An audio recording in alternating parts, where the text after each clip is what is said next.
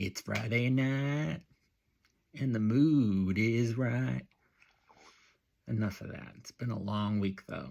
And in the last video, I referred to something that, well, I looked up there and said, that would make a great video. There's a fixture up there, and that's where I keep these 6 little guys. And I thought we'd look at them today because no one ever talks about them. No one ever thinks about them. You rarely see them on eBay, although I think there are a few now, kind of overpriced. And I made my name on the blog talking about wrestling memorabilia that no one else talked about, so let's do it again with the vlog. So these came out, I believe, in 2020. That's when I first learned about them. And I first saw one in particular in a Facebook group, I think, dedicated to this person. And I said, what's that? I don't have that. I have everything from this guy. I've met this guy 100 times. And what it is the Hall of Fame statue of Bruno Sammartino in miniature form. Now, we've all read the jokes about these statues. This is actually probably the nicest one, and I think there's more than 6 now. I think they did The Undertaker, and I know they did Triple H this year, and I think there's a Brett. But at the time that these came out, there was only 6. So you have Bruno. We have Andre. You have my guy, the American Dream. You have the Nature Boy, Ric Flair. The Hot Rod, Roddy Piper. And you have the Ultimate Warrior, who's not looking all that ultimate. Like I said, a lot of people kind of mock these statues. They look like they're made of some kind of hard plastic or something, which is probably because they move them. I think they keep them at WWE headquarters and then move them for whatever traveling show they're doing, whether they still call it WWE World or I think it used to be Access.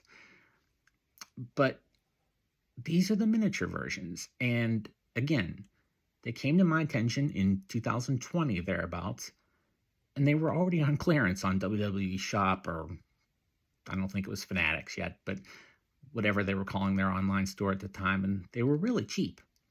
They came in white window boxes, just a little bit bigger, and I actually threw the boxes away because they were plain. They had nothing on them. And the one thing you're not going to see today is each one came with a little trading card.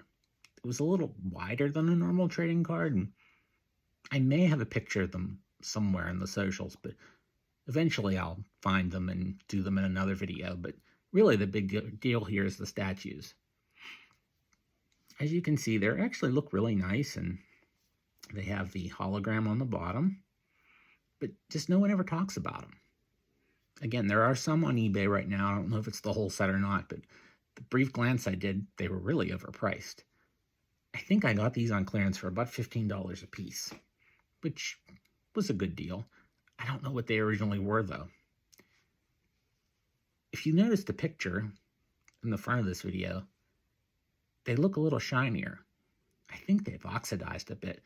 I don't know if it's the material. It's kind of I don't know if it's a hard resin or what. I don't know if there's a paint on them that makes them gold or if they're molded in some kind of gold, but I wouldn't call them metal. Can you hear that? But they are fun. I like them a lot. Of course, I think Bruno's the best one, like I said, with the old WWW belt and that great likeness there. Andre seems to have oxidized the worst. He's almost dark.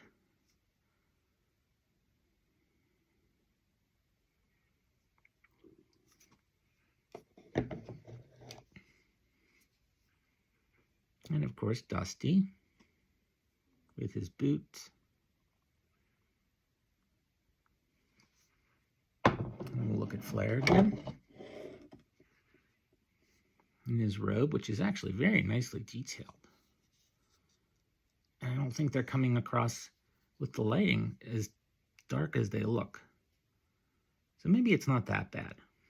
They actually look kind of good. but the Warrior doesn't really look good at all. But that's a reflection of the original statue. He just looks a little too thin. So, of course, the WWE Hall of Fame gets a lot of negativity. I've always stood up for it, at least until maybe the past 5 years. I don't watch the product anymore, and even what they did with the Hall of Fame sort of turns me off anymore. I think it's kind of pandering, and then you get Michelle McCool put in while Kamala gets a brief mention, Ivan Koloff gets a brief mention. It's just not even something that appeals to me anymore. A lot like the main product, but I always thought the Hall of Fame would get me to view, but I just don't know. I do like the Hall of Fame merchandise, though. We're going to be seeing a lot more of it in future broadcasts, some programs, some other little giveaway goodies that they did over the years, even back when it was the banquet. The first three, 94, 95, and 96. Like I said, no one talks about this stuff. There's the Warrior again. And Andre.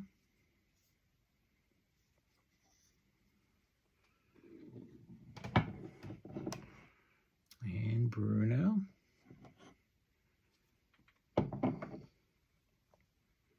And the Dream.